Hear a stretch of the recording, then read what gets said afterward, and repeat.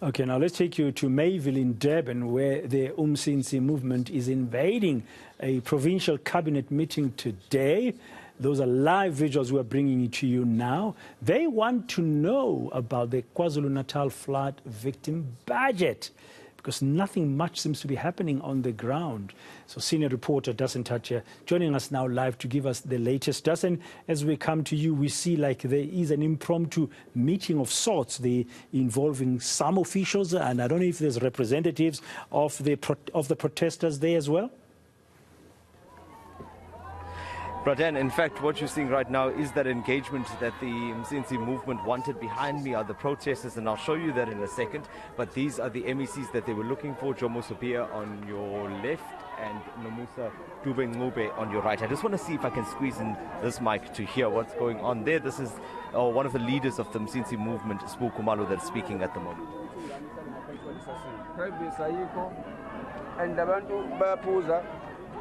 Sebenza lento engasile phambi kwengane iyiphi ikusasa esinalo eSouth Africa uma abantu bezophiliswa kwama-refugees. Mhlambe bengifisa nje ukwenza iproposal. Siyabonga nje indlela oraise ngayo ama-issues, kodwa ngenzela ukuthi sibe nendlela ekahle yokudila nawo, ngoba kumele sidile nama-issues. Awekho ama-issues okufanele kube ngathi difficult ukudila nawo. Must able ukuwa-confronta wonke ama-issues sidile nawo ngoba sisonke kuwona, and I think sonke i-aim yethu sifuna ama-solutions. So we are solution driven. Akekho uthi hayi ngimi lapha nomunye uthi ngimi lapha, but angazi ngoba niwalethe kokuqala kuthina lama issues. Angithi ngifuna siqale lapha, sibe honest, that's a fact. Niwalethe kokuqala kuthina, and ukuze sidile nawo hayi ngoba singeke sikwazi ukusho lutho kuwona.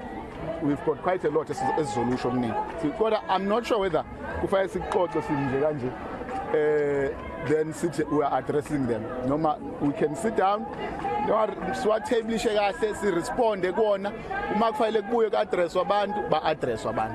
Kodwa I'm not sure whether nifuna sixoxe nje simi kanje ngaphela ngisho 2 hours 3 hours, but I'm trying ukuthi sibe coordinated ngoba sibe nendlela yokwenza. Hayi akukho esithi ngeke sikwazi ukudila nako. Uma senifike kuthina kumele sidile nama-issues. Ngiyabonga leadership kuleyo nkulumo. Ngicabanga ukuthi i-approach ibi kanjalo from the beginning. So it's coincidential ukuthi sesivule la so but bekufanele ngokomthetho besilindile ukuthi ngoba bekuthiwa sihlale ngaphakathi nizoqhamuka si-discuss because nani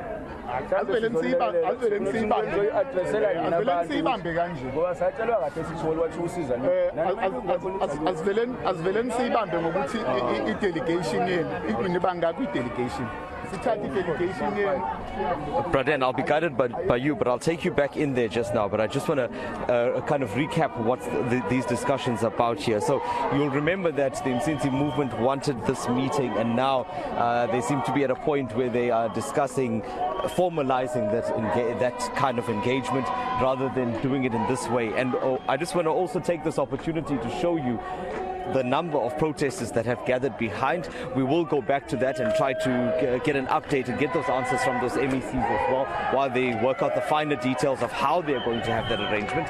But you'll see here, look at the numbers, the sheer numbers of these flood victims. They have come from various community halls across Durban, and the issue here is that they are still inside those halls almost more than 2 months later.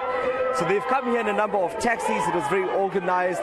They've been held off here. A short while ago, they prevented the premier of the province, Sitha Sikalala. Some of his vehicles were trying to leave. They've shut the gate. You can't really see it from here. It's behind them. They've shut the main gate to this property. They've forced all of these officials to remain on the property. Those are the MECs as well as the premier and all of the departmental officials. And they are saying that they won't open that gate. They won't let them move until they reach a point where they know what is going to happen to them at those community halls. Ultimately, they want to leave here with answers. They want to know that they are being moved out. I want to see if I can just take you closer to some of these protesters that are here. I'll just go off to the side here. We were engaging with some of the people that were here, just talking about the problems that they had. Sisi, I was talking to you earlier. Just talk to us about why you are here. Why did you feel it's important to protest here? Yes. Good morning, brother. That's why I'm here, because I'm not house. All things must be king. But now I'm staying home. It's not at home. I'm staying Clermont. Ngihlala eholo endaweni yaseNdunduma. So sikhathele ukuhlala eholo ingako sila. Sidinga usizo lokuthi sithole indawo zokuhlala. Uyena uhulumeni wenu owethu wathi uzosinakekela. Ingako sila ngaba sikho la uma kuthi uhulumeni wethu usukumela phezulu lodaba. From mhla ka-11 mangikhumbula kahle April sihlele emaholo. Namanje sisahleli khona emaholo. So sicela usizo lokuthi sithole indawo zokuhlala. Ikona nje besikuzelela njengamanje. And you, Mama, where are you coming from and how long were you staying at the hall? I'll hold it for you. Okay. Sihlale holo, asina izindlu zethu zawa. Asina holo ke ngoku. Asina kudla, asidli, siyafa ngamakhaze holo. Sihleli nezingane, ingane ezinye zinabazali, manje sihlele holo. Akukho umuntu asinakileyo siyakudla siyakuphiwa siyalamba. Siyagodola futhi akukho kwayinto nje esiyitholayo asitholi lutho eholo asibhekwa umuntu asithiwani sihlalele kufika abafundisi sizocela indawo izindlu ke ngokuzokuhlala asifazise lo Thailand sibafuni asazi basingahlala phi ngo Thailand. Thank you so much. But then, simply, this is the message that many people are giving us here, that they are talking about the conditions at those halls, where they are staying there with their children. It's cold there. It's very poor conditions to stay, particularly because they've lost everything. They've lost their documents. They've lost their belongings. They've lost their homes in some cases. I just want to take a look behind this group here, because earlier we saw that there was a vehicle that was trying to leave. I'll also use this opportunity to show you that exit, that gate that I was talking about earlier. It's over here. That's the gate that was locked. We just saw a vehicle that was reversing here. So effectively what it means is that these officials, Praten, are being held hostage until such point this group gets those answers. And what is that? They want to hear that they are being moved out, and they also want to know how that money that is meant to be allocated to KZN will be used. Yeah, it's all about accommodation. It's about housing, as those two ladies were telling you there, Dasen, because they've been staying in the halls for such a long time. The conditions are not conducive. They really want they want to be relocated to proper housing. But earlier, as we were listening to that interaction as well between one MEC and a representative of the protesters, there seemed to have been a discussion to say, let's have a meeting. Let's sit down, bring your delegation and go through the demands. And the people outside you are talking to, there's one major demand. It's about accommodation, proper accommodation. And that's what it comes down to simply. They're saying that that's all it really comes down to. 2 months later, they are frustrated. You'll remember that this group, or many people in this group, had also been among those that were at the City Hall, give or take, about 2 weeks ago. They were there trying to get the deputy mayor. You'll see they're now just following this vehicle that drove out. I'm not sure who's in that car, but it just drove out from a different exit. So I think they're now changing their strategy a little bit. They're going over to this side to see if they can block those vehicles. But Praten, sorry to break my train of thought there. I was saying that this group was at the City Hall and they put those demands to the deputy mayor. And they said the same thing. They want to get those answers that they were looking for. But his response was simply that eThekwini had done everything, that they had filled out all the necessary paperwork, but it was national government that was not in fact sending or issuing that money. And you would have heard a different story from the finance minister there. So a lot of finger pointing, but ultimately it's these people, the people that you are seeing around me now, that are not interested in that. They're not interested in the finger pointing. They just want to know what is being done and how quickly that will be done. And it's led up to this point to take these officials by surprise.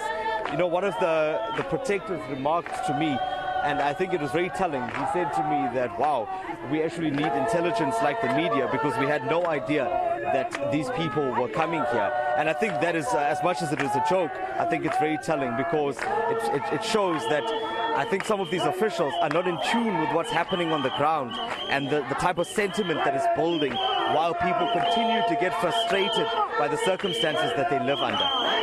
Yeah. I mean, one of the elder ladies there you're talking to was saying that the halls that they live in, there's not even enough food and the conditions are not great, but they also are looking after children, some of whom are now orphaned, and they're not getting any support at all. Not at all, brother. I did lose some of your question. We don't have the greatest line, but I think you spoke about the support and the lack of support, rather, that is coming from government. And there is that sense. Look, we also have to be honest about this, and we have to be honest in saying that there has been assistance, there have been infrastructure that's been rebuilt. Some people, a small number of that initial number, have been housed, but we're talking about what appears to be a larger group or a big group like this one that says that they have not been reached yet. They're not getting those answers. You'll know that from the initial stats, there were about 40,000 people that were originally displaced, and that is a large number of people, and this group claims to represent a big portion of that. So they say that's why they're here, that's why the uMsinsi organization, the uMsinsi movement has taken up this plight. It's to now get answers from the people that owe them answers. You know what is interesting about this, and especially during that conversation that I had with one of the leaders, was that he said to me that the roads and damaging the roads and burning infrastructure and all of those things wouldn't achieve their cause. They still wouldn't have the answers then. They still wouldn't know where they were going and whether they would eventually be going back to their homes.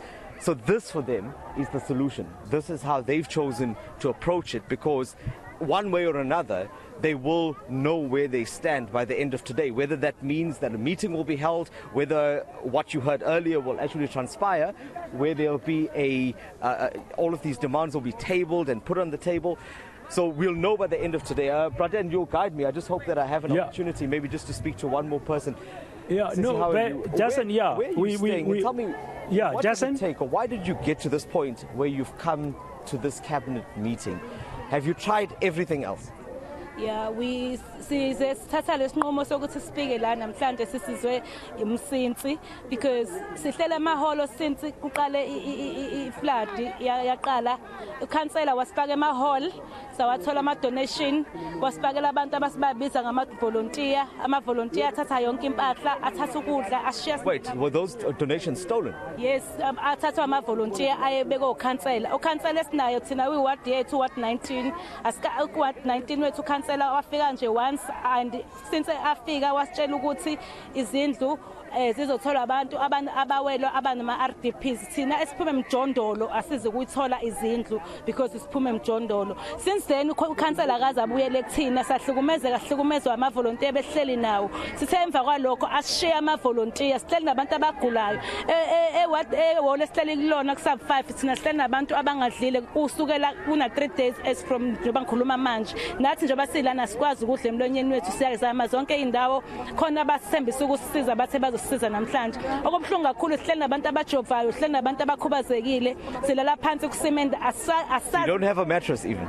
Sina umattress, but amakhaza nehholo esihleli kulona, if you can go and look at it, lela holo alikho safe, alikhiwa, alina wire sokubhidliziwe, because ama-volunteer athahamba enza show ukuthi ayadamage ihall, and ukhansela nje asimazi ukhansela wethu.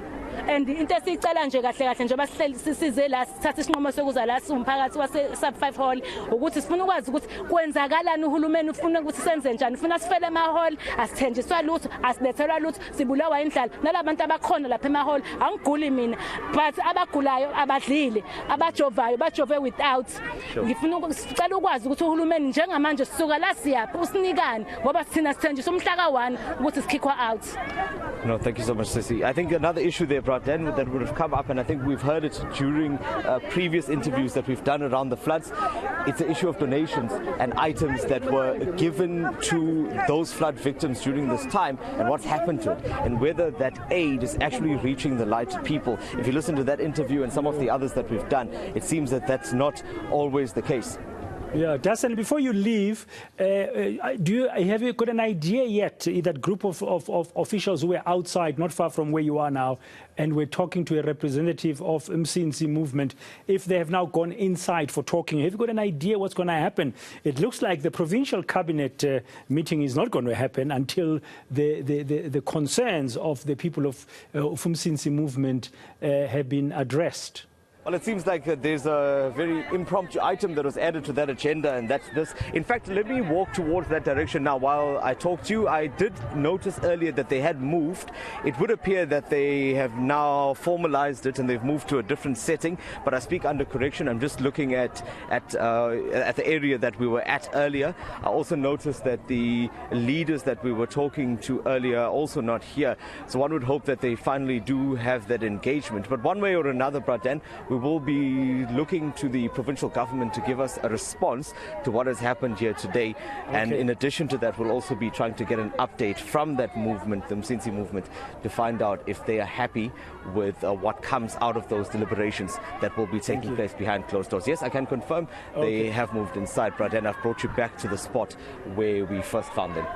Thank you very much for doing that, Dasen. We get a sense as well, we don't see those MECs, we don't see that representative who was engaging with the MECs. Looks like that delegation has been allowed inside the offices to meet with the KwaZulu-Natal Provincial Cabinet to discuss the concerns being raised by the people outside. Thank you very much, Dasen Thathiah. He'll keep tabs on what's happening there in Durban.